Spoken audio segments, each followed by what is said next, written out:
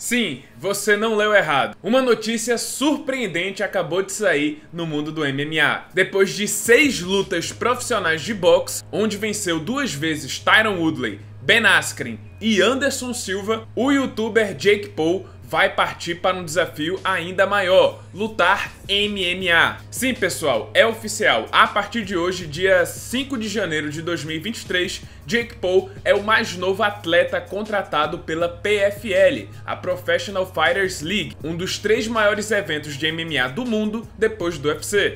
A informação foi primeiramente divulgada pelo New York Times e foi confirmada pelo próprio Jake e pela PFL. E se trata de um contrato de múltiplos anos com a organização. Jake ainda vai trazer uma novidade para a PFL, que é a chamada categoria das super lutas, que tem como princípio uma alfinetada direta para Dana White e o UFC, e como eles tratam e pagam os seus lutadores. Nessa nova categoria de super lutas, os lutadores envolvidos receberão pelo menos 50% do valor das vendas de pay-per-view, mais do que o dobro dos 20% entregues pelo UFC. Parece bonito no papel, mas temos que levar em consideração a diferença óbvia. O UFC vende muito mais pay-per-view do que a PFL, sem falar que a PFL só está entrando agora no sistema de pay-per-view e ainda cobram mais barato, cobram apenas $50 por pacote, enquanto o UFC acabou de aumentar o preço para $80 nos Estados Unidos. Ainda assim, a tendência é que a PFL venda bem menos pacotes do que o UFC, e por um preço bem menor. Então, mesmo com a porcentagem maior destinada aos lutadores, o que os atletas do UFC ganham de bônus no pay-per-view, em valores, ainda é maior do que a PFL, mesmo nas piores noites do UFC. A diferença é que mesmo em uma noite ruim, o UFC consegue vender pelo menos 200 mil pacotes pay-per-view, enquanto outras organizações de MMA, como Bellator e PFL e One Championship, sonham em ter esse número no seu melhor dia. Mas aí entra a diferença do Jake Paul na jogada, que traz consigo um público potencial de 24 milhões de seguidores nas redes sociais. E mesmo que suas lutas não estejam mais em alta, o Jake Paul ainda consegue superar a média de 200 mil pacotes vendidos por luta. No vídeo onde anunciou sua contratação, Jake também revelou que fez uma oferta dupla para enfrentar Nate Diaz,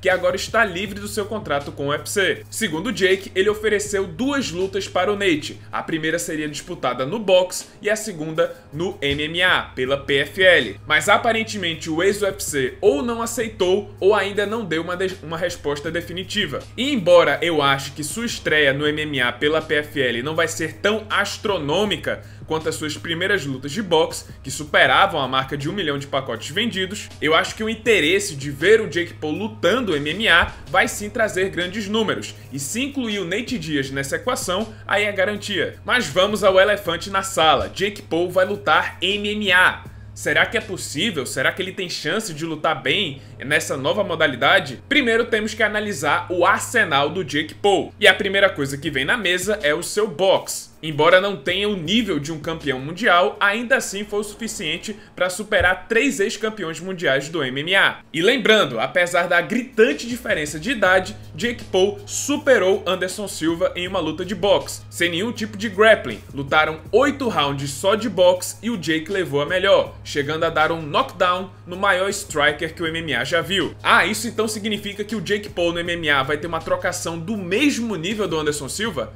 É óbvio que não. O que eu tô dizendo é que, para os padrões do MMA, Jake já tem um boxe bem acima da média, que deve ser incrementado com treinos de kickboxing e Muay Thai, fazendo de Jake um lutador de MMA com uma boa e completa trocação. Acho inclusive que esse vai ser o seu plano A trocação, e não a luta agarrada. Falando nisso, vamos então para o principal obstáculo para aqueles que querem fazer essa transição de um esporte que é puramente trocação para o MMA, que é o grappling, a luta agarrada, jiu-jitsu, wrestling. E vou dizer que a projeção também é positiva para o Jake, já que ele e seu irmão possuem histórico no wrestling. O Logan Paul, seu irmão mais velho, com certeza é muito mais credenciado, ele até chegou a ganhar alguns campeonatos nos Estados Unidos. Mas o Jake também não é um total estranho com a luta agarrada, com o wrestling. E querendo ou não, isso já é um bom começo, porque mesmo que ele não tenha treinado wrestling ativamente nos últimos anos, ele não é um completo estranho com a modalidade. Então não vai ser um início do zero, ele já tem uma certa experiência, isso aí vai favorecê-lo. A grande questão, no entanto, vai ser contra quem o Jake Paul vai enfrentar na sua luta de estreia, porque se for contra o Nate Diaz,